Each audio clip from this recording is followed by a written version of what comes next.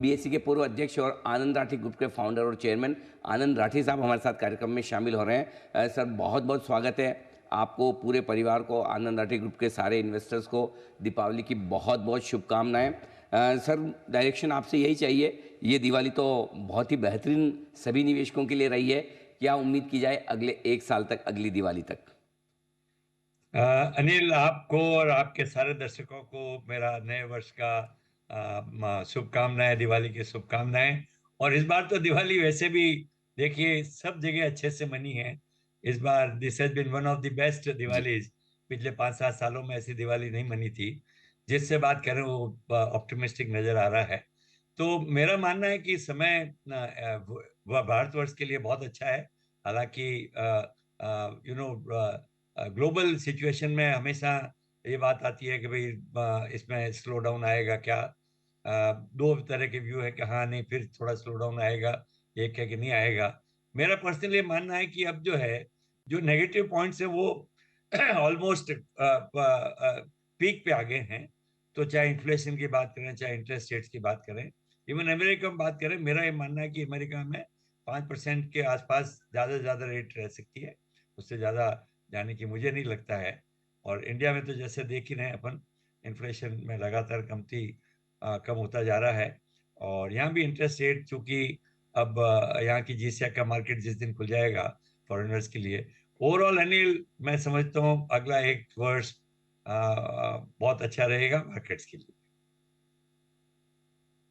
बिल्कुल। और पिछले 1 साल में जब से आपकी कंपनी लिस्ट हुई आनंद राठी वेल्थ, 3 गुना से ज़्यादा शेयर हो गया। पिछले 1.5 साल में ज़बरदस्त वेल्थ इन्वेस्टर्स की आपके शेयर में निवेश करके भी बनी है। राठी साहब, अब जानना ये चाहता हूँ कि अब अगले 1 साल या 3 साल के लिए कौन सी थीम्स, कहाँ आपको लगता है कि भारतीय निवेशकों का पैसा ज़्यादा बन सकता है?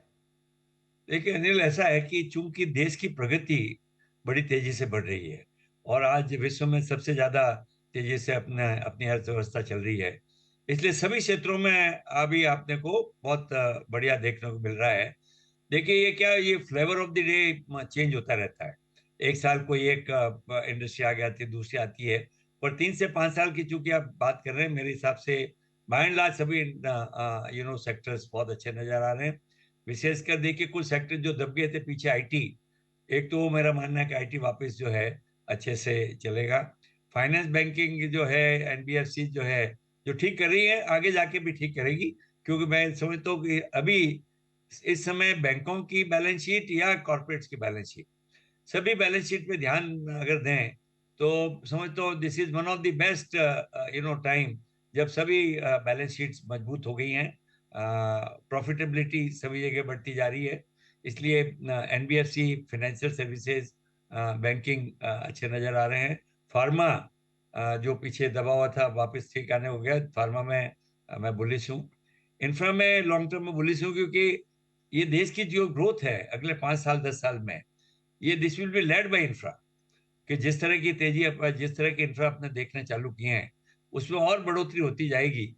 क्योंकि जिस देश की हिस्ट्री में, किसी देश की हिस्ट्री में देख लें, बेस्ट 10-20 ईयर्स वो हैं जिस देश में इंफ्रास्ट्रक्चर पे इन्वेस्टमेंट हैवीली हुआ है। और वो साइकिल इंडिया में चालू हो चुका है। तो इंफ्रास्ट्रक्चर भी बहुत अच्छा रहेगा। ये कुछ चुनिंदा जो सेक्टर्स हैं, मेरा मानना अच्छा करेंगे।